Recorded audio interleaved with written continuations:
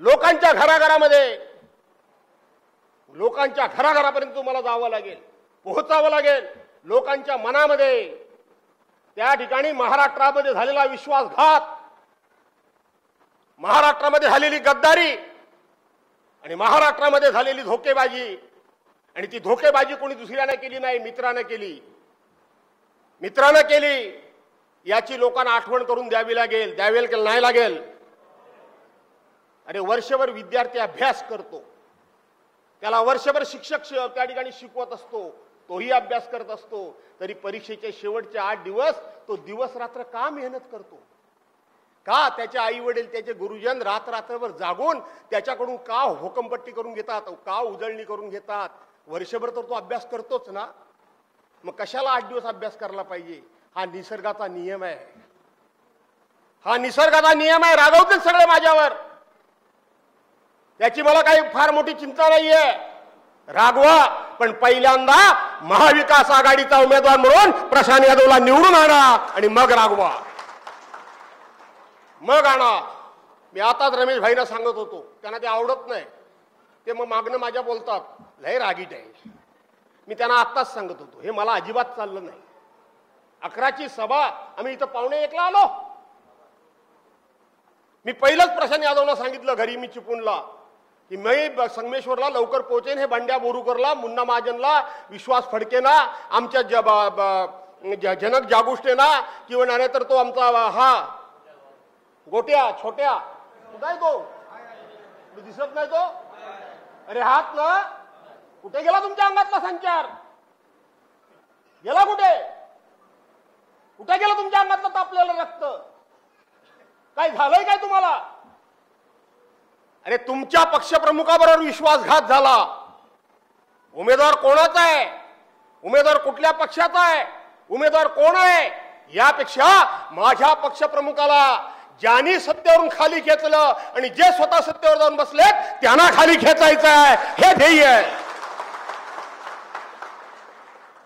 आहे।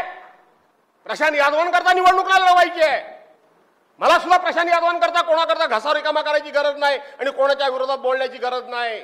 माझ्या समोर फक्त ध्येय एकच आहे, तो माझा पक्षप्रमुख। काय चूक होती, काय उद्धव बाळासाहेब ठाकरेंची चूक काय होती सांगा? विश्वासघातानं कोरोनासारख्या संकटाचा सामना करत असताना एक मोठी शस्त्रक्रिया झाली, चालताही येत नव्हतं, बोलताही येत नव्हतं। ते उद्धव साहेबांचे शब्द आठवा, काय उद्धव साहेब म्हणाले ते शब्द आठवा, नुसतं बोलू नका पक्षप्रमुख। त्या दिवशी उद्धव साहेबांनी आपल्या मुलाखतीमध्ये सांगितलं की 80 तास ऑपरेशन झाल्यानंतर 80 तास माझ्या अंगावर बसलेली माशी सुद्धा मला कळत नव्हती। 80 तास माझ्या अंगावर बसलेली माशी सुद्धा मला कळत नव्हती। याचा अर्थ फार गंभीर आहे, फार गहन आहे। विरोधकांना असं वाटत होतं की आता उद्धव साहेब आजारातून बाहेर येऊच शकत नाही, ते आता उठूच शकत नाहीत, आता आयतच सरकार आपल्याला मिळालं। उद्धव साहेबच जर उठू शकले नाही तर आपल्याला आयतच सरकार मिळालं असं त्यांची धारणा झाली। पण हळूहळू तुमच्या सगळ्यांच्या आशीर्वादानं, शिवसेना प्रमुख आणि मासाहेबांच्या पुण्याईनं उद्धव साहेब हळूहळू हालचाल करायला लागले। एकाचा कोणाचा तरी आधार घेऊन, हाताला धरून ते बसायला उठायला लागले आणि हळूहळू त्यांनी महाराष्ट्राचा कारभार हाकायला सुरुवात केली। ही सत्ता पालट असा सोपा नाहीये, हा सत्ता पालट एवढा साधा सोपा नाहीये। जेव्हा उद्धव साहेब उठूच शकणार नाही असं वाटत होतं, त्याच वेळेला उद्धव साहेब उठून बसायला लागले, त्यावेळेला विरोधकांच्या पायाखालची माती त्या ठिकाणी वाळू घसरली। दिल्लीचं तख्त घाबरलं आणि मग त्यांना कळून चुकलं की आता उद्धव ठाकरे जर पुन्हा राज्य कारभार करायला लागले तर या महाराष्ट्रामधलं सरकार आपल्या हाताशी कधी येणार नाही। आणि त्याच वेळेला त्यांनी शिवसेनेतल्या 40 गद्दारांना फोडलं, 40 गद्दारांना फोडलं आणि उद्धव साहेबांना राजगादीवरून खाली ओढलं। उद्धव साहेब कोण आहेत? हिंदुहृदय सम्राट, शिवसेना प्रमुख मान्य बाळासाहेब ठाकरेंचे ते चिरंजीव आहेत। शिवसेनेच्या जन्माला 58 वर्ष झाली. माझ्या तरुण मित्रांना पण मला सांगितलं पाहिजे. 58 वर्ष शिवसेनेच्या जन्माला झाली. 58 वर्षामध्ये शिवसेनेनं अनेक पदं कमावली, अनेक पदं मिळाली. गावच्या ग्रामपंचायत सदस्यापासून दिल्लीच्या तख्तापर्यंत एकही पद शिवसेनेकडे पक्षाचं पद नव्हतं, आपलं राजकीय पद नव्हतं. हळूहळू महाराष्ट्राचा मुख्यमंत्री शिवसेना प्रमुखांनी केला, शिवसेनेनं केला. एवढ्याच कशाला तर दिल्लीच्या पार्लमेंटचे अध्यक्ष सुद्धा कैलासवासी मनोहर जोशीनं केलं, हे शिवसेनेनं केलं. त्यातलं कुठलं पद शिवसेना प्रमुखांच्या घराण्यानं घेतलं? जरा विचार करा. गद्दारी करणाऱ्यांच्या विरोधात मी तुटून पडतो, तो कोणाला दाखवण्याकरता तुटून पडत नाही. तर माझा आतला आवाज, माझा आतळ सिरसिर तुटतं, संताप अनावर होतो, म्हणून त्या ठिकाणी मी तुटून पडतो. इतकी पदं मिळाली, त्यातलं शिवसेना प्रमुखांच्या घराण्यानं कुठे एखादं पद घेतलं? एक तरी पद घेतलं काय?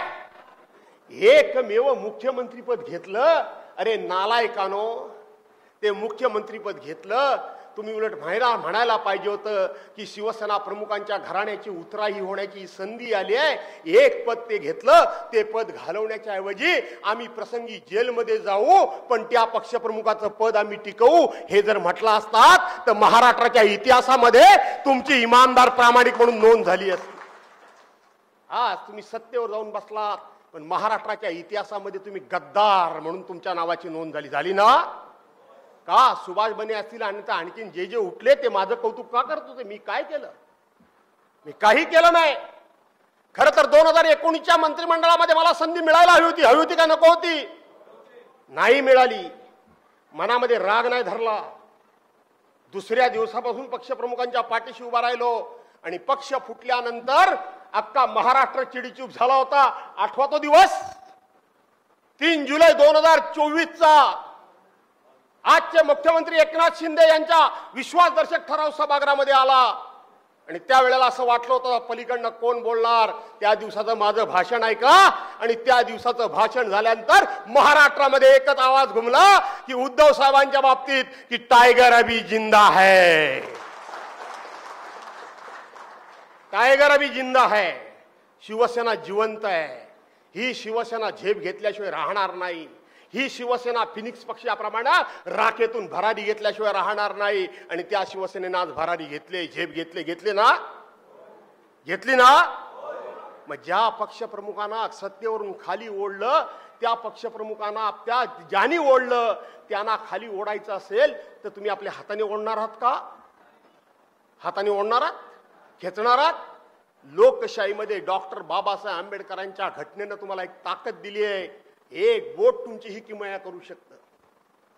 तुमचं हे एक बोट किमया करू शकतं. भले ते कितीही मोठे ताकदवान असतील.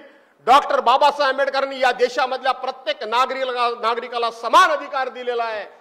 मतदान केंद्रावर जाणारे देशाचे पंतप्रधान असतील, राष्ट्रपती असतील, नाही तर काल परवा सर्वोच्च न्यायालयाच्या शपथ घेतलेले न्यायमूर्ती असतील, हे मतदान केंद्रावर जातील त्यावेळेला ह्या एका बोटानं त्यांना सुद्धा एकच मत देण्याचा अधिकार आहे. आणि माय भगिनीनो, तुम्हाला सुद्धा एकच मत देण्याचा अधिकार आहे. आणि म्हणून त्या एका मतानं तुम्ही तुमच्या पक्षप्रमुखांवर झालेला अन्याय, या अन्याय अत्याचार याचा बदला घेऊ शकता. ते बोट म्हणजे प्रशांत यादव यांची निशाणी आहे. माणूस जो तुतारी घेतलेला माणूस आहे त्याच्या समोर दाबून हा बदल तुम्ही घडवू शकता ना? जशी उद्धव साहेबांबरोबर गद्दारी झाली तशी पवार साहेबांबरोबर पण झाली का नाही झाली? झाली ना? आज काय सांगता तो? विशेष करून भारतीय जनता पार्टी काही जास्त बोलायचं नाहीये. खरं तर बोलायला लागलो तर मग आवरणं पण कठीण जाईल. पण मला माहिती आहे त्यातले 50% जास्त मतही प्रशांत यादवनच देणार आहेत. भाजपवाल्या प्रशांत, मी तुला सांगतो 100% देणार आहेत. म्हणून मी त्यांच्यावर काही ताई बोलत नाही. नाही तर असा काय बोललो असतो ना. आता माझ्या मतदारसंघात पण मी काही बोलत नाही. मला माहिती आहे मलाच मत देणार आहेत. का? याचं कारण ताई एकच आहे की रत्नागिरी जिल्ह्यामध्ये जेव्हा कधी शिवसेना आणि भाजपा एकत्र आली त्यावेळेला शिवसेना प्रमुखांचा करिश्मा संपूर्ण महाराष्ट्रामध्ये होता. पण मित्र म्हणून या रत्नागिरी जिल्ह्यामध्ये आणि सिंधुदुर्ग जिल्ह्यामध्ये एकाच दुसरी जागा भाजपाला शिवसेनेनं कायम देऊन त्यांचा सन्मान केलेला आहे. पण आज ज्या एकनाथ शिंदेबरोबर गेले त्या एकनाथ शिंदेनी निर्णयच केलेला आहे की ह्यांची कमळाबाई शिल्लकच ठेवायची नाही. त्यामुळे ते दुखावलेत. 5 मतदारसंघामध्ये ते आपल्यालाच मतदान करणार आहेत. बरोबर आहे ना? करतील ना? नक्की ना? मग हरकत नाही.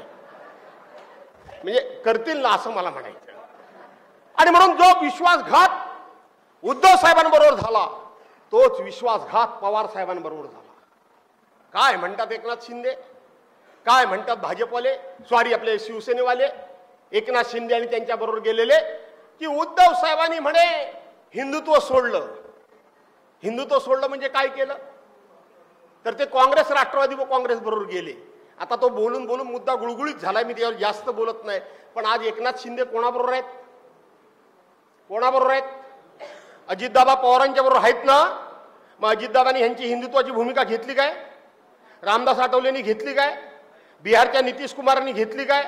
जयललिता, समता, ममता ह्यांच्याबरोबर ते गेले. एवढं कशाला? महबूबा महबूबा मी तुझा आजोबा करत काश्मीरमध्ये सुद्धा गेले. गेले की नाही गेले? तेव्हा तुमचं हिंदुत्व थाऱ्यावर होतं. आणि आम्ही मात्र फक्त काँग्रेस बरोबर गेलो, आमचं हिंदुत्व गेलं काय? आमचं हिंदुत्व गेलं. भाजपवाले पण म्हणतात हिंदुत्वाची कास सोडली. हिंदुत्वाचं मतदान शिवसेना भाजपचं आणि आमचं मतदान एकत्र होतं ते सोडलं. प्रश्न विचारा त्यांना. नेहमी परसेप्शन तयार करतात, नरेटिव्ह म्हणतात ते हे नरेटिव्ह तयार करतात. पहिल्यांदा 80 तासा करता अजित पवार आणि देवेंद्र फडणवीस यांनी सरकार बनवलं होतं की नाही बनवलं होतं? कुठं गेलं होतं तुमचं हिंदुत्व? कुठं गेलं होतं? कुठं? आम्ही गेलो राष्ट्रवादी बरोबर, आम्ही गेलो काँग्रेसवर, आम्ही हिंदुत्व सोडलं. पहिलं तुम्ही गेलात, पण ते तुमचं सरकार यशस्वी होऊ दिलं नाही पवार साहेबांनी. म्हणून तुम्ही नाकाने कांदे सोलताय काय? म्हणून तुम्ही नाकाने कांदे सोलताय.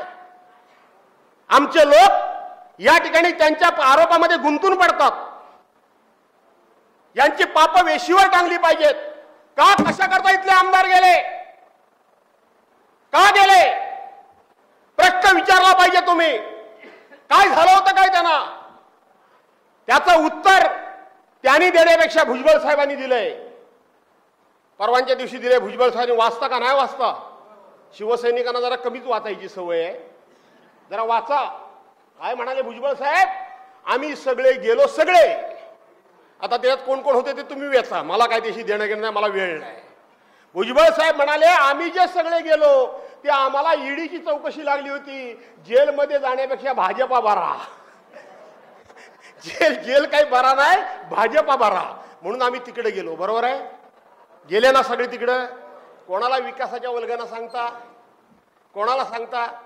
तुम्ही पण काय काय वेळेला बऱ्याच जण भरपूर विकास झाला, हो भरपूर विकास झाला, विकासाची कामं झाली आणि म्हणून ते असं आहे तसं आहे. काय सांगता विकासाच्या कल्पना? हे माने साहेब 1990 साली आमदार झाले, त्यांनी इथे या भागात विकास केला नाही. हे सुभाषराव बने तिथं आमदार झाले, त्यांनी विकास केला नाही. हे रमेशराव आमदार झाले, त्यांनी या भागाचा विकास केला नाही. सदानंद चव्हाण भले आज आमच्या बरोबर नसतील पण त्यांनी ते विकास केला नाही. हे इथं राजेंद्र महाडिक जिल्हा परिषदेचे अध्यक्ष झाले, त्यांनी या भागाचा विकास केला नाही. रचनाबाई महाडिक जिल्हा परिषदे अध्यक्ष झाल्या, त्यांनी काय या भागाचा विकास केला नाही. तो रोहन बने त्याला जिल्हा परिषद अध्यक्ष झाला, त्यांनी काय या भागाचा विकास केला नाही. काय सांगताय विकासाच्या कल्पना? कोणाला सांगताय विकासाच्या कल्पना? ह्या आम्हाला सांगू नका. आमचा विकास 2 पैशानं कमी झाला पण चालेल, पण आमचा स्वाभिमान आम्ही घाण टाकणार नाही, हे लोकांना सांगा. आम्ही आमचा स्वाभिमान घाण टाकणार नाही हे सांगा. अरे प्रभा बरोबर जातात, सगळेच जातात मित्रांनो. पाण्यामध्ये जर पाणी पूर आला, आणि घेऊ का एक 10-15 मिनिटं? आता मला पण जरा मूड लागत चाललाय. का भुकेले वय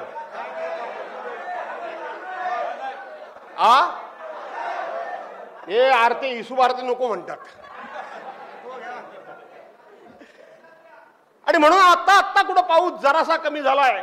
या पावसामध्ये मोठी झाडं, मुळं, ओंडके वाहत जातात ना, का नाही जातात? मोठे ओंडके, एवढे मोठे ओंडके वाहत जातात. अरे तो कितीही मोठा असला तरी वाहत जाणारा ओंडका हा निर्जीव असतो, हा निर्जीव असतो. पण पाण्यामध्ये एवढासा मासा किती महापूर आला तरी तो पाण्याबरोबर वाहत जात नाही, तर तो पाण्याच्या विरुद्ध दिशेनं पोहतो. तो म्हणजे महाविकास आघाडी आहे.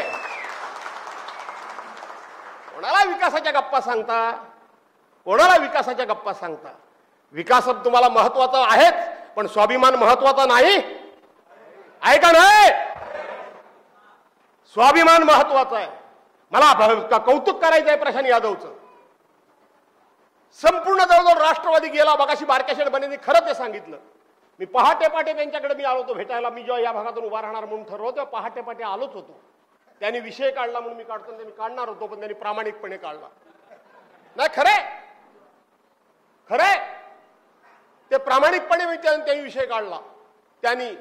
पण त्या वेळेला मला कौतुक एवढ्या करता प्रशांत यादवांचं करायचं आहे, त्यांच्या भाषणाला आलो म्हणून नाही, तोंड टेकला बोलणारा माणूस मी नाही. म्हणून तर मी सगळ्यांचा रागाचा आहे का बरोबरीच आहे का आवडत आहे मला माहित नाही, मी त्याची पर्वा करत नाही. पण मला कौतुक त्यांचं हे करायचं, एका बाजूला संपूर्णपणे पक्ष हा एका माणसाबरोबर गेलाय, विद्यमान आमदारांबरोबर गेलाय, शिल्लक कोण नाही. अशा वेळेला पवार साहेबांना उमेदवारी मागणं आणि उभं राहणं याचा अर्थ निर्जीव ओंडक्यासारखं वाहत जाण्याच्या ऐवजी जिवंत माशाप्रमाणे प्रवाहाच्या विरोधात लढणं. जिवंत माशाप्रमाणे प्रवाहाच्या विरोधात लढणं. तुम्हाला काय आवडेल? निर्जीव ओंडका व्हायला आवडेल का जिवंत माशाप्रमाणे प्रवाहाच्या विरोधात लढायला आवडेल? सांगा मला. लढाल ना? फार दिवस आहे, तो फार दिवस आहे, काय दिवस कमी नाहीये. आजपासून प्रत्येकानं बाहेर पडलात ना, बाहेर पडलात. माझे विचार म्हणून मी सांगत नाही, पण हे जे काही मी मांडतोय ही मांडणी लोकांसमोर करा. तुमच्या साध्या सोप्या भाषेमध्ये मी करतोय, मोठ्या नेत्यांप्रमाणे बोलत नाहीये. प्रत्येक गोष्ट मी तुम्हाला पटवून सांगण्याचा प्रयत्न करतोय. निर्जीव बनू नका, प्रवाहाच्या विरोधात लढा. प्रवाहाच्या विरोधात लढतोय ना मी, प्रवाहाच्या विरोधात. घाबरतोय? तुम्हाला काय वाटतं आम्ही बोलत नाही? आमच्या नाना तऱ्हेच्या चौकशा माझ्या लागल्या, नाना तऱ्हेच्या चौकशा लागल्या, नाना तऱ्हेचे जीवघेणे हल्ले करण्याचा प्लॅन झाला. माझं स्वतःचं घर जाळण्याचा सुद्धा पेट्रोल बॉम्ब टाकून प्रयत्न केला, पण त्याचा मी कधी उल्लेख करत नाही, बोलत नाही. का? आम्ही नेते आहोत, आम्ही सरदार आहोत. सरदारनं जर आपलं दुःख सांगायचा प्रयत्न केला, सरदारनं जर आपली अडचण सांगायचा प्रयत्न केला आणि सरदारावरच जर असे हल्ले होत असतील तर आमची अवस्था काय, असं पाठीमागचं सैन्य विचार करतं. आणि म्हणून सरदारांना आपलं दुःख हे पाठीवर मारायचं असतं आणि लढायचं असतं, ते काम मी करतो. माझ्या मतदारसंघात सुद्धा सगळे असे जमलेत एकत्र. तुम्हाला काय वाटतं मला पाडतील? पाडतील काय? मग वाटत असेल तर चला माझ्या प्रचाराला. इथं नुसतं बसून काय करता तुम्ही? जिल्ह्याच्या आघाडीच्या महिला ना, गुहागर तालुका तुमच्या जिल्ह्यात येत नाही वाटतं, तुमच्या कार्यक्षेत्रामध्ये येतो का नाही येतो? आल्यावर काय प्रचारला? आणि म्हणून या ठिकाणी आपण सर्वांनी आपलं कर्तव्य पाजवायचं आहे. प्रशांत यादवांचं मी कौतुक करायला उभा नाही. मी किती इकडे तिकडे गेलो तरी माझा मुद्दा सुटणार नाही, काळजी करू नका. मला मागाशी पत्रकारांनी काही प्रश्न विचारले, भाषणामध्ये मला अनेक गोष्टी सांगायच्या आहेत, पण प्रश्न विचारले. त्यांनी अजित पवारांबद्दल एक मला प्रश्न विचारला की अजित पवार म्हणाले की पवार साहेबांनी मला नेहमीच दुय्यम वागणूक दिली, 8 वेळा मी निवडणूक लढवली, ते फॉर्म भरायला आले नाहीत. मी पत्रकारांना उत्तर दिले, मला माहित नव्हता प्रश्न विचारणार ते. मी म्हटलं पवार साहेब हे गरुड आहेत, पवार साहेब हे गरुड आहेत. अनेक पक्ष्यांना जेव्हा छोटी छोटी पिल्लं असतात, पिल्लं होतात, त्यावेळेला त्या पिल्लांचं जतन ते पक्षीण करत असते, तो पक्षी करत असतो. बाहेरून त्यांना दाणा पाणा आणून त्याच्या चोचीमध्ये भरवत असतो आणि त्याचं रक्षण करून तो मोठा होण्याची वाट बघत असतात, मोठा होण्याची वाट बघत असतात. हळूहळू त्याला भरारी घ्यायला शिकवतात. असे सगळे पक्षी करतात, पण त्यातला एकमेव पक्षी आहे, त्यातला एकमेव पक्षी आहे तो म्हणजे गरुड. हा गरुड आपल्या छोट्या पिल्लाला असं काही करत नाही. तो गरुड आपल्या छोट्या पिल्लाला आपल्या 2 पायामध्ये पकडतो. गरुडाची ताकद ही पायात आणि चोचीत असते. तो दोन पायामध्ये पकडतो आणि गरुड उंच उंच उंच उंच भरारी घेतो, इतकी उंच भरारी घेतो आणि त्या उंचावरून त्या पिल्लाला खाली सोडून देतो. गरुड त्या पिल्लाला खाली सोडून देतो. खाली सोडतो, पिल्लाला कळतं की आता आपण खाली पडणार आहोत, आपण मरणार आहोत. गरुडही त्याच्या पाठोपाठ येत असतो, पण तो धडपडतो, हाक मारतो आपल्या आईला, म्हणून गरुड त्याला पुढे सावरायला जात नाही. हळूहळू पिल्लाला कळतं की आता मरण्यापेक्षा हातपाय हलवलेले बरे, आता धडपड केलेली बरी. आणि जगायचं तर प्रत्येकालाच असतं आणि म्हणून त्या पिल्लाला पण जगायचं असतं. ते बघता बघता धडपड करायला लागतं आणि पंख पसरतं आणि आपल्या आईच्या बरोबरीनं भरारी घेतं. तो गरुड पक्षी पवार साहेबांनी सुद्धा हेच अजित पवारांच्या बद्दल स्वप्न बघितलं. त्यांना अजित पवारांना असं वाटतं की मला त्यांनी दुजाभाव दिला. नाही रे बाबा, तू त्यांच्याप्रमाणे गरुड व्हावा असं वाटलं म्हणून त्यांनी तुला उंच भरारी घालायला शिकवला, पण तू कावळा बांधलास, तू गरुड झालाच नाही, तू कावळा बनलास. हे दुर्दैव मी सांगितलं अजित पवारांचं नाही, हे दुर्दैव पवार साहेबांचं आहे.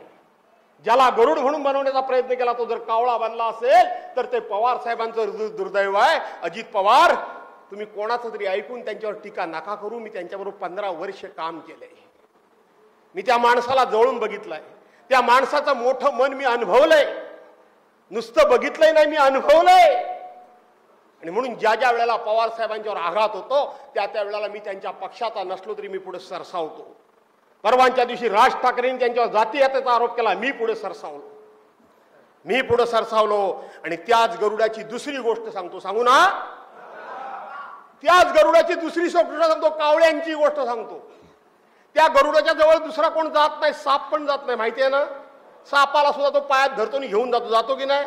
ससा असू दे, कोणी बकरी असू दे, वाघावर पण झडप घालतो. बघितलं की नाही तुम्ही? डिस्कवरी कधी बघता की नाही? आणि म्हणून तोच गरुड, त्या गरुडाच्या पाठीवर फक्त धाडस बसण्याचा कोण करतो मॅडम माहिती आहे काय? कावळा. तो गरुडाच्या पाठीवर बसतो आणि मग तो गरुडाच्या पाठीवर बसल्यानंतर त्याची हळूहळू डेरिंग वाढत जाते. गरुड मला घाबरलाय. आणि तो कावळा हळूहळू गरुडाच्या मानेचा चावा घ्यायला जातो. गरुड काही कान हलवत नाही. कावळ्याला वाटतं आता मी ह्याची मान आता चावेन, आता गरुडाची मान केवढी, कावळ्याची चोच केवढी. मान काय त्याच्या चोचीत येत नाही. गरुड बघतो आणि गरुड भरकनवरती भरारी घेतो. जसा गरुड भरारी घेतो, गरुड उंच उंच उंच उंच जातो आणि मग कावळ्याला भोळ यायला लागते. कावळ्याला इतका गरुड उंच घेऊन जातो की कावळा भोळ येऊन बेशुद्ध होऊन खाली पडतो. तसे हे 40 आमदार कावळे म्हणून उद्धव साहेबांच्या पाठीवरून खाली पडणार आहेत. हे कावळे म्हणून उद्धव साहेबांच्या मानेचा चावा घ्यायला गेले. उद्धव साहेबांनी आज इतकी उंच भरारी घेतलेली आहेत. हे कावळे माती मोल होणार आहेत. करायचे ना? करायचे का नाही करायचे? आता एक आणखीन घटना आली पुढं. उद्धव साहेबांच्या बॅगा परवा यवतमाळला तपासल्या. तिच्या आईला तुमच्या, त्यांच्या बॅगा काय तपासता? अरे नालायकानो, त्या बॅगा तुम्ही तपासून महाराष्ट्राचा अपमान केलात ना? महाराष्ट्राच्या स्वाभिमानाचा तुम्ही धक्का पोहोचवलात.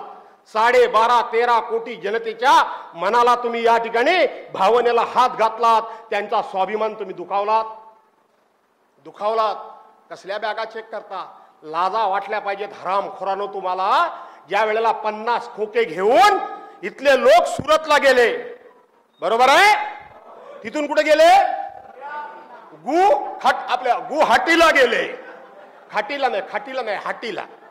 गुवाहाटीला गेले.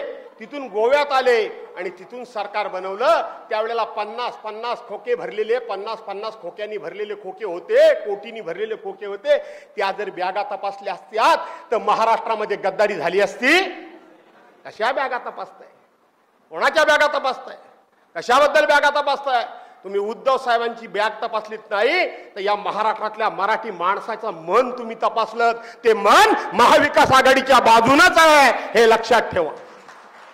ते मन महाविकास आघाडीच्या बाजूने आहे आणि ते बाजूने राहील याचा मला विश्वास आहे. बांधवांनो, भगिनींनो, मालवणचा पडलेला या ठिकाणी पुतळा, हा पुतळा सुद्धा त्या संदर्भात मी बोलणार होतो की तो झालेला शिवाजी महाराजांचा अपमान आहे. तो अपमान, त्याचा बदला सुद्धा घेण्याची ही वेळ आलेली आहे. त्याचा बदला घेण्याची ही वेळ आलेली आहे आणि त्याचा बदला घ्यायचा असेल तर एक एक माणूस महाविकास आघाडीचा निवडून येणं गरजेचं आहे. विकास विकास विकास, काय विकासाचा विचार करताय? आज काय दिवस आहे? आज दिवस काय आहे?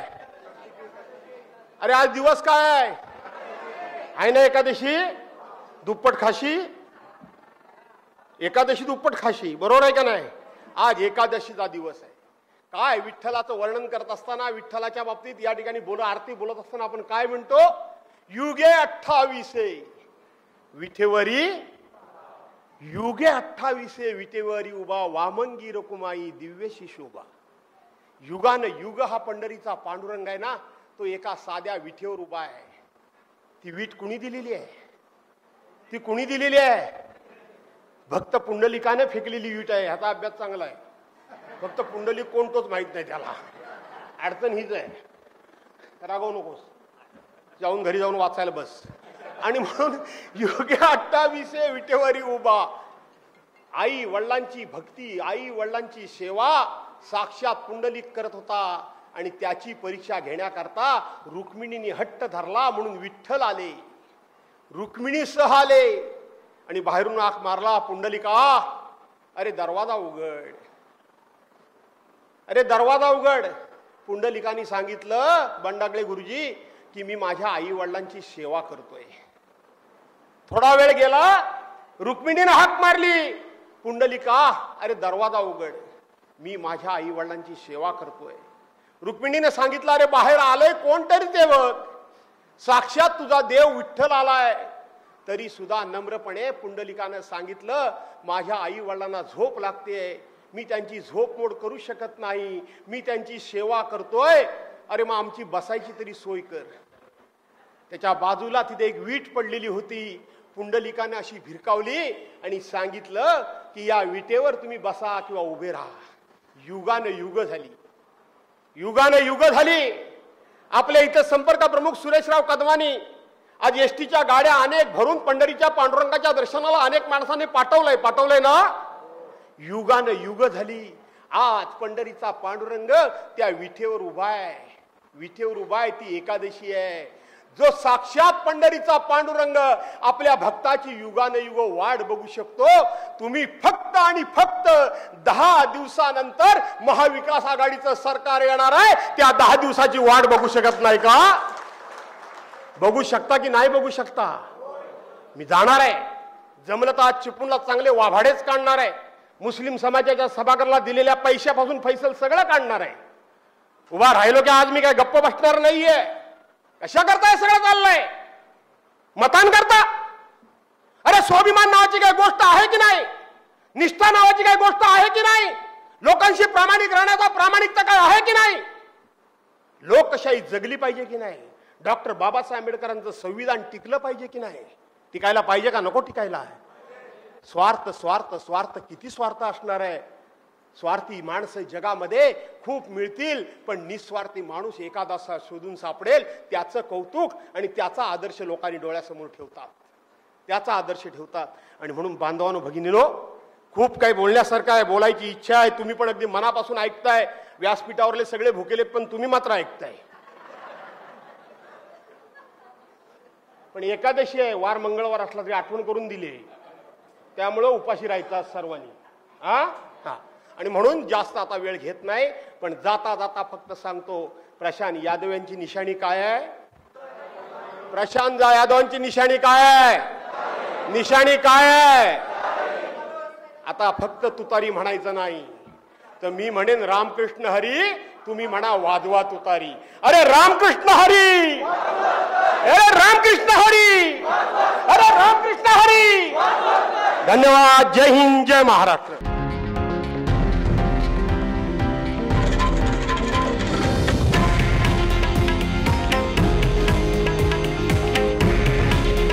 हे आहे देशातील नंबर 1 न्यूज नेटवर्क आणि आपण पाहत आहात TV9 मराठी.